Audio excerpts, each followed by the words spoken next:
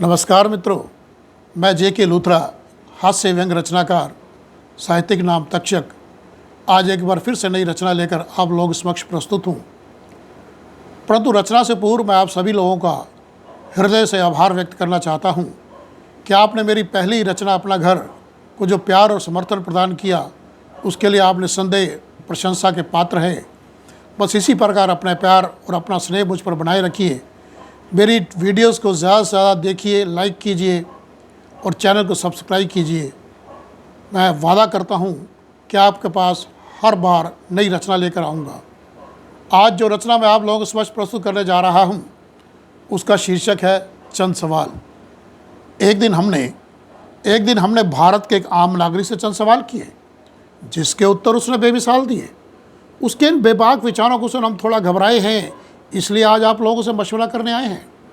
हमने उससे पूछा, बतलाओ कैसी है हमारे देश की सरकार। वह थोड़ा सहम कर बोला, हजूर वही जो कभी भी चला सकता है हमारे सर पर कार, अर्थात हमसे जीने का हक छीन कर बचा ले जाए अपना सर और कार, जो देश को दोनों हाथों से लूटे और न रखे जनता के दुख दर्द से कोई सरोकार। बस हजूर चंद ऐसे लोग ही हैं इस देश की सरकार।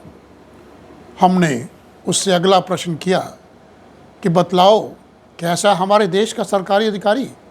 वह बड़ी ढिठाई के साथ बोला, हजूर वही जो स्वयं को समझता हो सरकार की संपत्ति का अधिकारी, और जिसकी हरकतें संपूर्ण राष्ट्र ने थू थू कर धिक्कारी, परंतु फिर भी उसे ना कोई पुलिस वाला पकड़े और ना ही कोई सीबीआई अधिकारी। बस हजूर कुछ ऐसे ही हैं हमारे देश के सरकारी अधिकारी। हमने उससे पुनः पूछा, बतलाओ कैसा है हमारे देश का अध्यापक। वह खिलखिलाया और बोला, अरे उसका तो नाम ही अध्यापक, अर्थात आधा पका व्यक्ति बच्चों को क्या पढ़ाएगा। और यूँ ही ट्यूशनों के जंजाल में उलझा रहा तो बच्चों को भी 2 और 2 5 करना ही सिखलाएगा। और अगर यही हाल रहा तो जल्द इस देश का भविष्य अंधकार में खो जाएगा। हमने एक बार फिर प्रश्न किया कि बतलाओ कैसा हमारे देश का पुलिस वाला। वह तपाक से बोला, हजूर वही जो स्वयं तुड़वाता है लोगों के घरों का ताला और खाकर भ्रष्ट लोगों के हाथ से रिश्वत का निवाला, खुलेआम निकाल रहा है इस देश के कानून का दिवाला।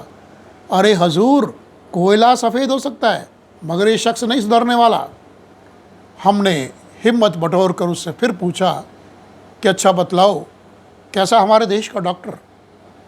वह थोड़ा मायूस होकर बोला, वही जिसका भारी भरकम बिल बनकर कटर मरीज़ की आर्थिक क्षमता के पंख दे कुछ ऐसे कतर कि उसका बाकी का जीवन बन जाए मौत से भी बदतर।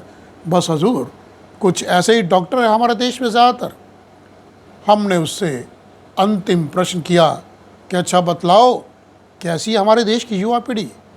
वह थोड़ा निराश होकर बोला, वही जिसके एक हाथ में मदिरा है और एक में सिगरेट बीड़ी, अर्थात जो स्वयं व्यसनों से पीड़ित है, वह क्या राष्ट्र बचाएगी। नैतिकता और संस्कारों को खोकर दिशाहीन हो जाएगी। निष्प्राण होकर क्या ये पीढ़ी कोई नया इतिहास रच पाएगी। दोस्तों, अपने प्रश्नों के इतने भयानक उत्तर सुन मानो हमारी जुबान सो गई और आगे प्रश्न पूछने की शक्ति भी ना जाने कहाँ खो गई। या खुदा आपने मुझे मेरे देश की इतनी भयानक तस्वीर दिखलाई। ये सब देखने से पहले मुझे मौत क्यों नहीं आई। परंतु नहीं दोस्तों, बहुत से कभी समस्याओं का हल नहीं मिलता और बिना मेहनत और ईमानदारी के फल नहीं मिलता। इसलिए मेरी गुजारिश है हर भारतवासी से कि अपना अपना चरित्र सुधारो और अपने कर्म क्षेत्र की समस्याओं को आगे बढ़कर ललकारो। तभी मेरे भारत का नवनिर्माण होगा और 21वीं शताब्दी के मध्य तक सचमुच मेरा भारत महान होगा। सचमुच मेरा भारत महान होगा। सचमुच मेरा भारत महान होगा। जय हिंद, जय भारत।